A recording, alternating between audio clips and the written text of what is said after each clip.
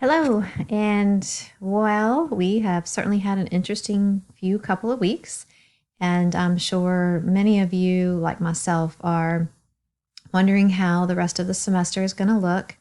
And with all of our classes going online, I want to assure you that I am here for you. I, no matter what, want to help you be successful. And so I'm creating this video in hopes that we can look at Blackboard together, go through each of the different assignments. I will try my best to explain them. And then if you still have questions, what I'd like for you to do is email me.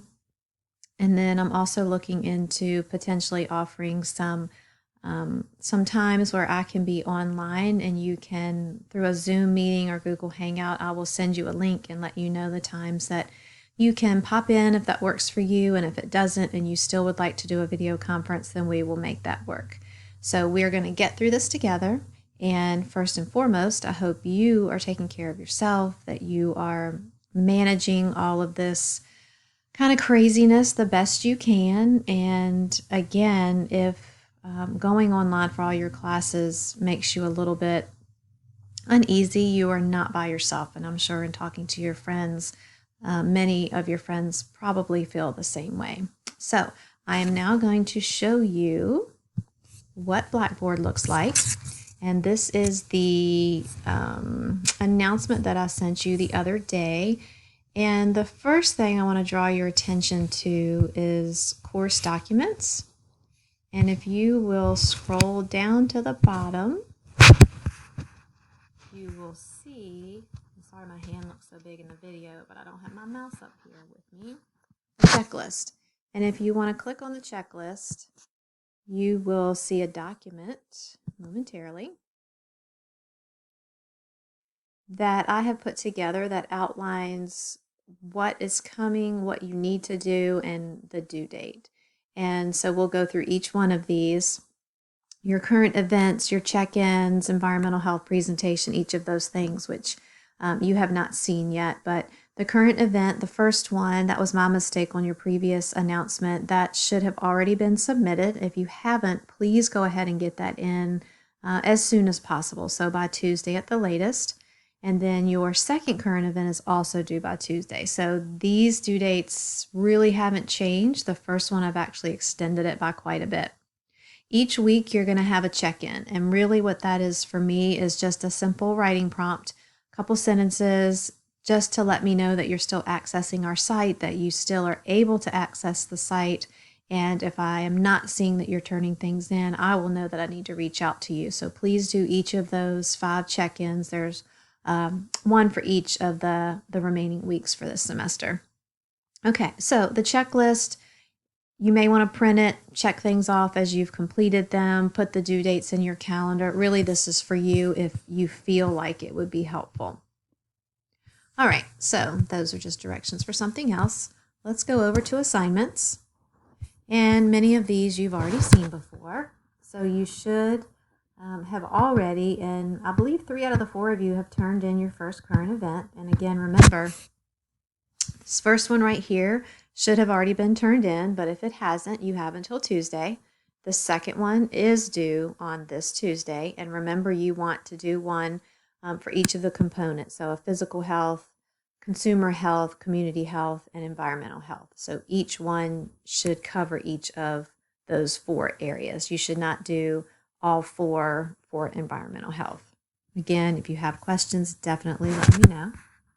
Here is your first weekly check-in. So you're just going to click on this and it will tell you the due date, and you will type in your response when you go to submit. And if we go right here, write submission, type in your favorite quote, and then you're going to hit submit. So that really is all you're going to need to do. I don't have this in student view right now because I have some things already created that you are not able to see, but I wanted you to see that they are there. So here are the 4 current events. Here are your the first check-in. Here is the location that I want you to submit your environmental health presentation. So this one, there's not an actual document with all of the directions on it. What this one is, before we went to spring break, I had you work in, you were going to work with one other person to take your pictures, and you were going to put them in a slideshow. Now, if you go back to the announcement that I sent you, I think last Friday, maybe Saturday, all the days are getting kind of run together. But go back to the last announcement and I give you again directions. So you need 6 positive ways that you see VCU or in your living space, positive impacts on the environment or on environmental health, and then 6 negative. So that's up to you how you do those pictures. I mean, take the pictures where you take them, either at campus or at home. And then you're going to put each picture on a slide and you're going to give me a description for that. The due date for that is, I'm sorry, it's not showing up. Let's go here. Tuesday, March 31st. So you've got a little bit of time to get that done. Okay. Again, if you're not real sure on the due dates, either click on each assignment or go back to your check-in list. So that's the environmental health. Now we've got our ABCs of consumer health document. For this one, what you're going to do is, I'm going to enable editing so we can see it. There are 3 links, or actually 4 links that you are going to look at, and you're going to create exactly what it sounds like, an ABCs of consumer health booklet. So you will have several slides, and on each slide, I've told you exactly what I want. Here are some links for you. These are not all of the links that you can use. I certainly hope that you will look and look up other resources or references that you feel like would be helpful. But ideally, what you will do is you're going to create an ABC book. So for each letter of the alphabet, a way to be a smart consumer. Here we have the specifics. So I'm going to come kind of down here to the bottom. So your title slide is 5 points. The second and third, your information slide, those will be worth 12 points. If we come up here, I tell you exactly what I want. The first page or slide should be a title slide page with your name and the title of your book. The second and third, I want you to define consumer health. So give me a good definition. Discuss its important. Why is it important to be a good consumer? And what does it mean to be an educated consumer? So that information should be on the second and third slide. You can put it on one slide, but it may look better split up into 2. So that's really your choice. The next 26 slides, one for each letter of the alphabet. So you'll put the letter A, you'll put your word or phrase that starts with the letter A on practicing good consumer health.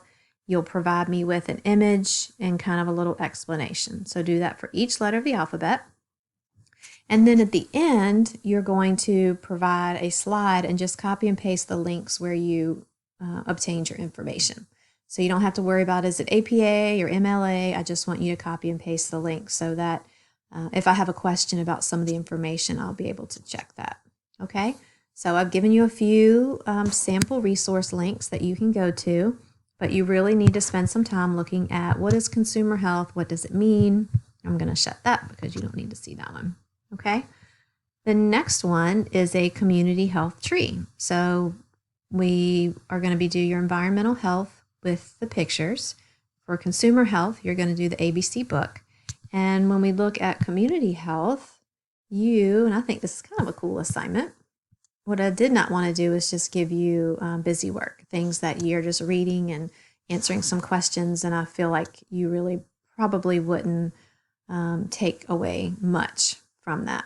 All right, so this is really important. The first link is to a PowerPoint presentation, and I want you to take the time and go through those slides. It's a really good introduction because community health covers so many different areas, and for you need to just set aside some time where you're not going to be distracted and go through the slideshow. So number 1, down at the bottom, it says go through the slideshow, linked above, to familiarize yourself with what community health is and the different components or branches that make up community health. I've even put here to just remember the VCU honor policy. I want you to look at this information. I'm not going to bore you with a voiceover and go through it slide by slide. Okay, so I'm going to trust that you will go through this so you feel like you've got a little bit of foundational knowledge before you tackle this assignment. So the next one, number 2, and I've realized I say so a lot, so I apologize. If I look at number 2, it says access and visit the second 2 links to learn more about each of the 9 components or branches that are recognized by the CDC, or the Center for Disease Control, in regards to community health. So you'll visit those websites, and that gives you a kind of big picture idea of those 9 branches. And then number 3, you're going to actually create a tree. And so looking at this image, this is going to be consumer health right here. And on each of the main branches will be one of the 9 components. Coming off of each of those main branches, we look here, the second branch should be a website or link to an additional source of information specific to that component. So the big link will be, let's say, I think it comes down to, okay, so one of the links, the main tree is community health. Coming off, the big branch coming off of the main trunk of the tree will be one of the 9 components, so you'll have 9 big branches. Then off of each of those 9, you'll have 2 other branches. So one will be kind of a description of the component, and then the other one will be a resource of where to find out more information. After you've done all that, then I want you to look at the 9 components and choose 2. And from those 2, you want to draw 3 or 4 little leaves off of those smaller branches and include words or images of what that component might look like specifically for you. Okay? So you've got your foundation, kind of put my arm here as the main trunk of the tree. Then I'll have 9 branches coming off. From each of those 9, they will be the components. You have 2 smaller branches off of the components that describe it and give a resource if I want more information.